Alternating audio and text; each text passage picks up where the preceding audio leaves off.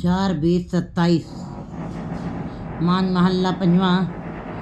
तू पेड़ साख तेरी फूली, तू सूखम हो आस्थूली, तू जल नि तू भेन बुधबुदा, तुझ भिन अवर न पालिए जियो। इस पद में गुरुजी ने जब अपना सरगुण रूप फैलाया है, सरगुण रूप कुदरत की जो हमें चीज़ें, जो वस्तुएं, जो पदार्थ, जो भी कुछ इन दो आँखों से दृष्टिमान जगत में, ये नदियाँ, ये समुद्र, ये सूर्य, चंद्रमा, तारे, सागर, धरती, आकाश, पाताल, ये जितना कुछ भी, पहाड़, वनस्पति, ये जितना कुछ भी जीव जंतु सब जो दिखाई दे रहे हैं, ये सब उसकी कुदरत का सरगुण रूप है।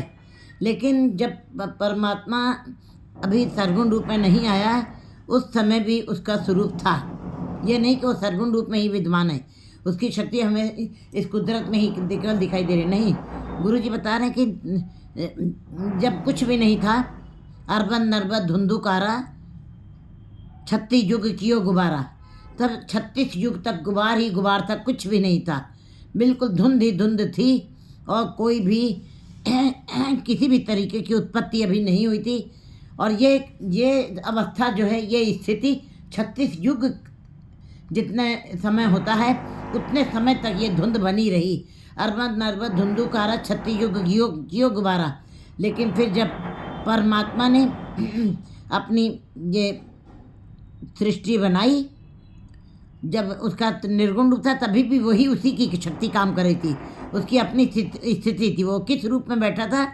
सरगुण निर्गुण निरंकार शून्य समाधि आप, वो समाधि में था, वो स्थिर अवस्था में, निश्चल अवस्था में, समाधि अवस्था में बैठा हुआ था।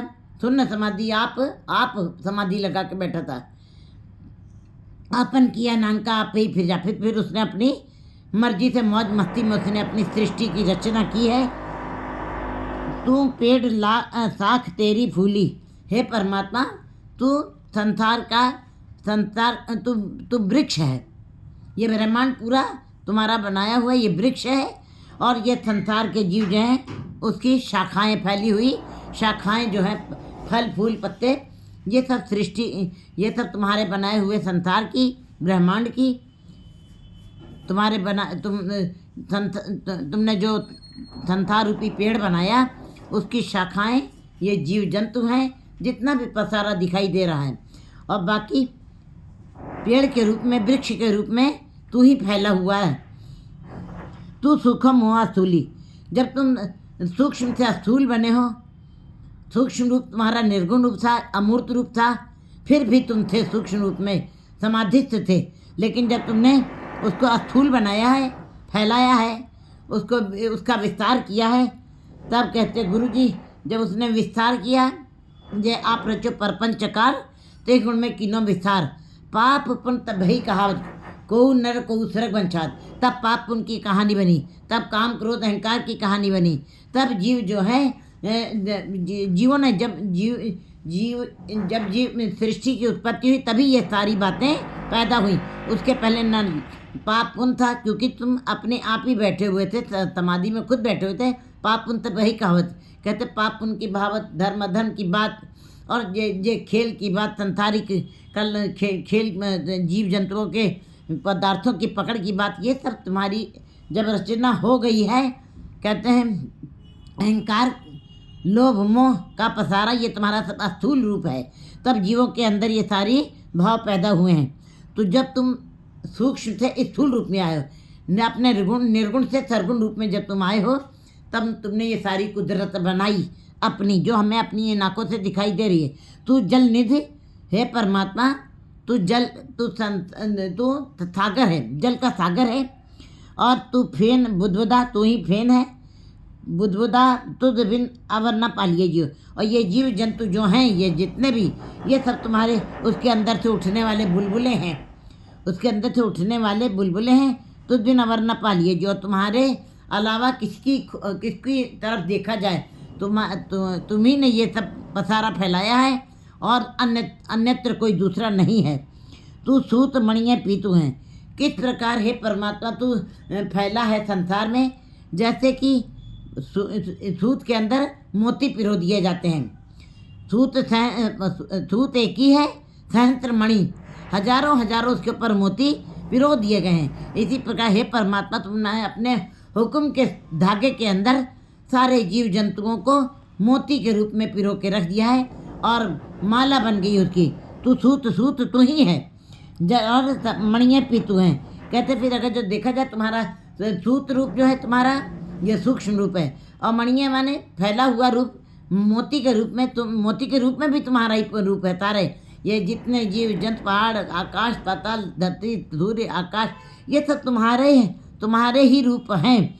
इसलिए गुरु जी कहते हैं तू सूत है। अगर जो सूत तू है तो उसके अंदर पिरोने वाला मोती भी तू ही है, क्योंकि सृष्टि उसी के द्वारा आप ही ने आप साजियो, आप ही ने रचना। उसने अपनी शक्ति से ही, अपने अंदर से ही यह सारा संसार पैदा किया, उससे अलग कुछ भी नहीं है। इसीलिए परमात्मा को सूत माना है।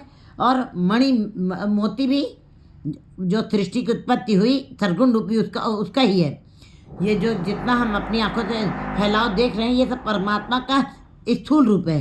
और जो रूप हमें दिखाई नहीं देता है वो निर्गुण रूप है, जो समाधि स्वरूप है। जैसे हमारे अंदर कैसे मन चल रहा है, कैसे धड़कन चल रही है, कैसे आंखें अपने आप पलके झपक रही हैं, कैसे हम बोल रहे हैं, ये सब उसका एक सूक्ष्म रूप है जो हम एहसास कर सकते हैं। केवल देख नहीं सकते उसको, धड़कन अपने आप हो रही है, यही सब उसके निर्गुण रूप हैं। तारे अपने आप निकले आ रहे हैं, सूरज अपने आप निकल रहा है, चंद्रमा अपने आप निकल रहा है, अपने आप जा रहे हैं, ये सब उसके निर्गुण रूप ही हैं जो हमें इन आँखों से दिखाई नहीं देते हैं। कैसे रात आया और कैसे दिन आई, यही सब उसका निर्गुण रूप है। तू सूत मणियाँ भी तू है। हे परमात्मा, तू ही धागा है और तू ही मोती है उसके अंदर का। तू गंठी मेरे सिर तू है और तू ही माला जब पिरो दी जाती है तो उसके ऊपर एक गांठ, सिर मेर के ऊपर सबसे ऊपर वाली अवस्था के ऊपर एक गांठ लगाई जाती है, जिससे माला के रूप में बिंध दिया जाता है। बाकी सारे मोती जो हैं एक ही उसके अंदर चल रहे हैं, लेकिन परमात्मा लेकिन माला के अंदर ऊपर भी एक गांठ है जिससे जो माला को बांधे रहती है, मर्यादित रखती है। वो गांठ भी तुम हो हे परमात्मा, वो गांठ भी तुम हो। और जो मोती एक सार पड़े हैं वो भी तुम हो। सिरमौर माने जो मोती में गांठ लगी वो सिरमौर मोती है। अगर जो मोती में गांठ न, माला में गांठ न लगी हो तो मोती बिखर जाएंगे। वो गांठ हे परमात्मा, वो गांठ जो ऊपर वाली गांठ है वो तुम हो और ये मोती भी तुम ही हो। जो गांठ लगी हुई है, छोटे छोटे मोती बने माला के अंदर, गांठ लग के वो भी तो, लेकिन सिरमौर मोती जिससे सारी माला स्थिर है, रुकी हुई है, वो उसका रूप भी तुम ही हो। भाव सारे संसार की रचना करके तुम्हें ने सारे संसार को अपने हुक्म के सूत्र में रोका हुआ है और चलाया हुआ। सब चीज़ मर्यादित है, हवा मर्यादित है और आग मर्यादित है। उसके बाद कहते हैं ये नदियाँ, समुद्र, ये जितने भी अपने आप तुम्हारी ही मर्यादा में चल रहे हैं, कोई मर्यादा से परे नहीं है। जीव जंतु भी सब मर्यादित चल रहे हैं। एक मनुष्य जिसने थोड़ी मर्यादा खोई है तो इसीलिए उसके लिए दुख सुख सारे ये भाव बन गए, पाप पुण्य पालने वाली कहानी बनी है। तू गांठी मेरे से तू है। तू ऊपर वाली गांठी भी माला के ऊपर जो सबसे सिरमौर ऊपर वाली गांठी वो भी तू ही है और बाकी गांठ भी तू ही है। इसका मतलब संसार भी तू ही है और संसार का रक्षा भी तू ही, सिरमौर तू ही है संसार की रचना करने वाला। आदि मध्य अंत प्रभ सोए अवर न कोई दिखा लिए जियो। जब कुछ भी नहीं था, अरबर नरबर धुंधुकार, जब शून्य में बैठा था परमात्मा, जब कोई भी वस्तु का विकास नहीं हुआ, कोई भी संसार में बिल्कुल धुंध थी, तभी भी परमात्मा उस धुंध में था। परमात्मा शक्ति, अब परमात्मा की शक्ति उस समय भी काम कर रही थी। परमात्मा सदा रहेगा। आज सच जुगाद सच है भी सच, नानक होती भी सच। कहते हैं वो आज भी, जब सृष्टि नहीं बनी थी तभी भी परमात्मा की शक्ति काम कर रही थी। और जब उसने सृष्टि बनाई, जुगाद सच, युग बन गई। युग के बाद भी तुम्हारी ही वो अवस्था काम कर रही, तुम्हारी शक्ति काम कर रही है। आज सच जुगाद सच है भी सच, आज भी तू सच है और कल भी तू सच रहेगा। हम जीव काल में हैं, हम चले जाएंगे। हम झूठ में हैं, हमको हमारे जीवन के साथ मरण जुड़ा हुआ है। परमात्मा अकाल पुरख है, परमात्मा सदा रहने वाला है, अजर है। हमारे इन जीवों की सारी शक्तियाँ, सारी इंद्रियाँ सीमित हैं, उनको संसार से चले जाना है, लेकिन परमात्मा सदा रहेगा। आदि सच जुगात, आदि मध्य अंत प्रभु सोई। वो जब कुछ नहीं था तभी भी परमात्मा था, मध्य में भी वही है और अंत में भी प्रभु ही की सत्ता, प्रभु की ही शक्ति, प्रभु का ही प्रकाश फैला हुआ हमें दिखाई दे रहा है। और न कोई दिखा लीजिए, और दूसरा कोई ऐसा है ही नहीं जिसको हम देख सके, क्योंकि परमात्मा ला शरीक है। उसने अपने जैसा कोई नहीं बनाया, उसने अपने जैसा कोई नहीं बनाया। तू निर्गुण सरगुण सुखदाता, तो निर्गुण रूप में भी तू ही है। निर्गुण रूप में जब था तो अमूर्त था, लेकिन फिर भी उसकी शक्ति सब जगह काम कर रही थी। और सरगुण रूप जब उसने अपनी सृष्टि अपनी फैलाई है, कहते फिर जय आप रचो परपंच कर, जब तुमने अपने परपंच को फैलाया, ये 52 पत्तों की बाजी तरीके से ये खेल बनाया। जो सपना और देखना ऐसे जो को जान, ये सपने, ये बिल्कुल तमाशा बनाया परमात्मा ने, ये मुद्दा नहीं बनाया, ये तमाशा बनाया है। इस तमाशे के अंदर तुम तमाशा न बन जाना, तुम तमाशा देखने आए हो, तुम तमाशा दिखा के जाना, ना कि तमाशा बन जाना। गुरु जी बता रहे हैं जय जय आप रचो प्रपंच कर, त्रिगुण में किन बता, तुमने त्रिगुणात्मक माया की रचना की और संसार में ये सारी माया राजा तामस तक माया फैला दी और जीव जंतुओं को उसी के अंदर खेलने के लिए फैला दिया है। जीव जंतु उसी के अंदर खेल रहे हैं। आदि मध्य अंत प्रभु सोई, अवर न कोई पालिए। जी तू निर्गुण सरगुण सुखदाता, तू निर्गुण है, रूप में भी तू ही है, सरगुण रूप में भी तू ही है। जो जय जय पे को तय हजूर दूर को तऊ न जाई, जब रहा सरबत में मैं मन सदा त्याई। वो हर जगह रमा हुआ है, सरबत में रमा हुआ है, और मेरे मन तुम उसी का ध्यान करो। उसके सरगुण सुखदाता, वो सब वो सुखों का देने वाला है, बाकी किसी जीव के वश में नहीं कि वो किसी को सारे सुख दे सके। वो किसी को सुख नहीं दे सकता, उसके अंदर विचार ही अच्छे नहीं चल रहे हैं। वो क्या सुख देगा? वो अपना ही सुख, अपने जीवन में ही सुख नहीं ढूंढ पा रहा है, वो दूसरे को क्या सुख देगा? परमात्मा सुखों का दाता है।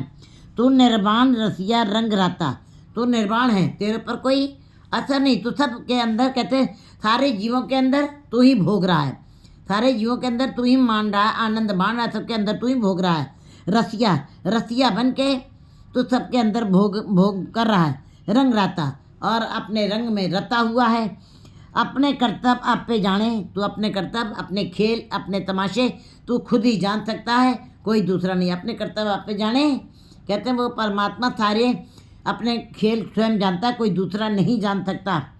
कर आप पे तुझ संभालिए जियो, और आप ही का सारे कर्तव्य करता है, आप ही फैलाता है, और आप ही तुझ संभालिए जियो, आप ही उनकी संभाल भी करता है, आप ही संभाल करता है, आप ही रक्षा करता है, और आप ही पालना करता है, उनकी देखभाल भी स्वयं करता है। तू ठाकुर सेवक फुना पे, तू स्वयं ठाकुर है और सेवक भी तू ही है, दोनों रूप तेरे ही हैं। तू नौकर भी तू है, मालिक भी तू ही है, सारे रूप तेरे अंदर से निकले। जिस प्रकार सूरज तो सूरज की किरण, सूरज के अंदर से किरण निकली है, इसी प्रकार परमात्मा और गुरु में कोई भेद नहीं। परमात्मा सूरज है तो गुरु उसकी किरण है। इसी प्रकार गुरु जी बता रहे हैं, अगर जो तू ठाकुर है और सेवक तुमने बनाया है, क्योंकि तू अपने को ठाकुर कहलाना चाहता है। मालिक तब तक मालिक कहला सकता है जब तक नौकर उसके सामने खड़ा हुआ है। अगर जो नौकर कोई नहीं बना है तो तुम मालिक कहलाने के अधिकारी भी नहीं हो। अगर जो तुम ठाकुर बनना चाहते हो, सबका मालिक बनना चाहते हो, सबका राजाओं के राजा, महाराजाओं के महाराजा वाली स्थिति में आना चाहते हो, तो तुमको सेवक बनाना, सेवकों को पैदा करना ही पड़ेगा। हे परमात्मा, तुम्हारा अपना ही रूप, ठाकुर का तुम्हारा अपना ही रूप जो है सेवक का है, क्योंकि मन तू ज्योत स्वरूप है, अपना मूल पहचान। ये मनुष्य शरीर जो है परमात्मा के ही अंश से निकला है। इसका मतलब तू ठाकुर है तो अंश उसका ही, तो अगर जो ठाकुर में से ही अंश निकला है, सूरज में से ही किरण निकली है, तो इसका मतलब ठाकुर और सेवक एक ही हैं। तुमने अपने अंतःकरण से ही सेवक की भी उत्पत्ति की है। भाव तो ठाकुर और सेवक दोनों में भेद कुछ नहीं है, दोनों एक दूसरे के पूरक है, दोनों एक दूसरे से मिले हुए हैं। सेवक है फुन आपे, तुम आप ही ठाकुर हो और आप ही सेवक हो, सारे रूप ये तुम्हारे ही अपने ही हैं। तू गुप्त प्रगट प्रभ आपे, और तुम्हारा गुप्त रूप निर्गुण रूप जो है वो भी तुम्हारा ही है। जब तुम गुप्त हो जाते हो, जब तुम सूक्ष्म हो जाते हो, जब तुम प्रकट हो जाते हो, जब तुम स्थूल हो जाते हो, तो इसका मतलब जो है ये तुम्हारे सारे अपने रूप हैं। गुप्त हो जाना ये भी तुम्हारा रूप है, और प्रकट प्रभाव है। प्रकट रूप में ये जितनी भी सृष्टि हमें दिखाई दे रही है, जितना भी पसारा हमें दिखाई दे रहा है, ये सब उसका सरगुण रूप है। तुम ये दोनों रूप तुम्हारे ही हैं। ये नहीं कि निर्गुण रूप तुम्हारा है तो सरगुण नहीं है, नहीं, निर्गुण में से ही सरगुण निकला है। क्योंकि प्रभु परमात्मा ने कहता है आप ही ने आप साजियो, आप ही ने रचियो नाव, दुई कुदरत साज के अथन डिठो चाहो। तुम निर्गुण रूप में बैठे हुए थे, तुम अपनी मौज मस्ती में आए हो, तो तुमने अपने में से ही सरगुण रूप पैदा कर दिया है। फिर क्या हुआ है? असंख्य जाप असंख्य पाओ, असंख्य पूजा असंख्य तपताओ, असंख्य मूर्ख अंधकोर, असंख्य चोर हरामखोर, असंख्य नाव असंख्य ताओ, अगम अगम असंख्य लो, असंख्य कह तिर पार हुए, अखरी नाम अखरी चाला, अखरी ज्ञान गीत उनका। ये सारा कुछ पसारा जो है ये तुम्हारे प्रगट रूप के रूप में हमें दिखाई दे रहा है, लेकिन हो तुम ही। प्रगट रूप में भी तुम ही हो और गुप्त रूप में भी तुम्हारा ही स्वरूप है, तुम्हारी शक्ति है। हे प्रभु आप ही हो। नानक दास सदा गुण गावे, एक पोरी नदर निहालिए जियो। गुरु जी कहते, गुरु नानक देव जी कहते हैं कि मैं सदा तेरे ही गुण गाता रहा हूँ। मेरे मन में यही आकांक्षा है, यही इच्छा है, यही आशा है कि मैं तेरे गुणों का गान करता हूँ। लेकिन मेरे परमात्मा कृपा करके मेरी तरफ एक नज़र जरूर देख लेना, एक नज़र मेरी तरफ आप जरूर कृपा दृष्टि मेरी तरफ जरूर करिएगा।